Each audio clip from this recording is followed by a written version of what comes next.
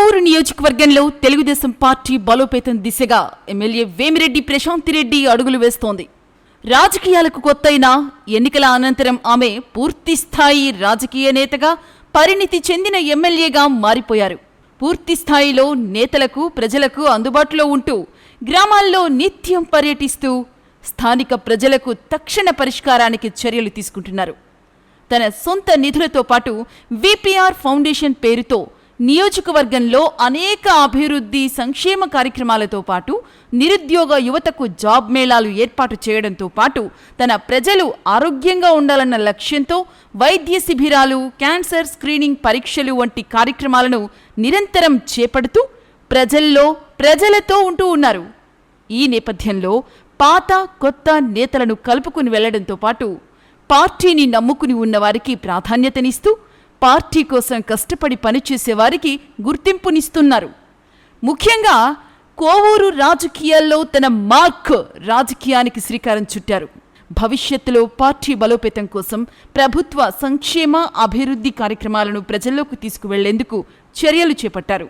ముఖ్యమంత్రి చంద్రబాబు నాయుడు, యువనేత లోకేష్ బాబు, నెల్లూరు జిల్లా అధ్యక్షుడు అబ్దుల్ అజీజ్ల సహకారంతో తాజాగా కోవూరు నియోజకవర్గంలోని మండలాధ్యక్షులను నియమించి తన మార్కు చూపించారు.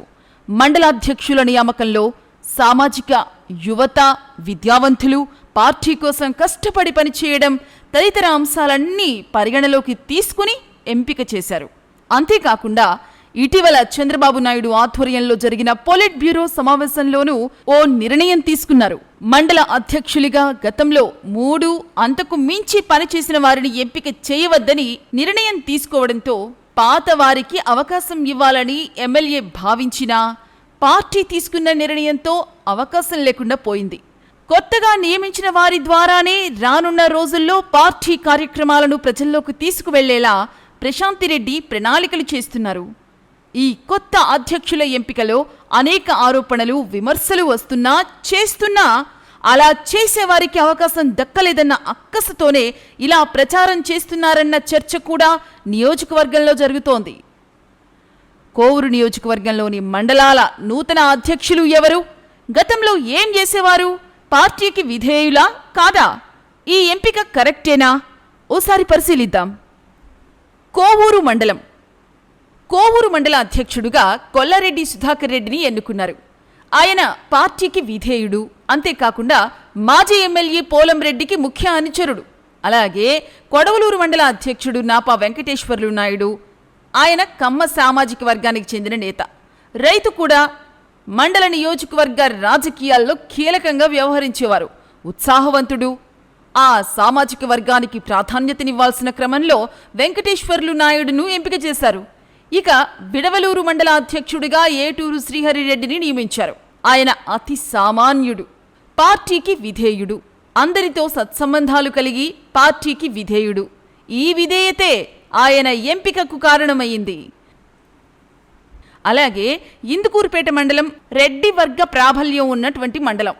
అక్కడ రెడ్డినే పెట్టాలి అని జిల్లాకు చెందిన ఓ రాష్ట్ర స్థాయి నేత సూచనతో ఏకొల్లు పవన్ రెడ్డికి అవకాశం ఇచ్చారు.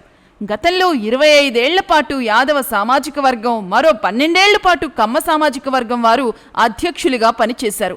టీడీపీ ఆవిర్భావం సమయంలో ఇక్కడి నుంచి రెడ్డి సామాజిక వర్గం వారే ప్రాతినిధ్యం వహించడం విశేషం.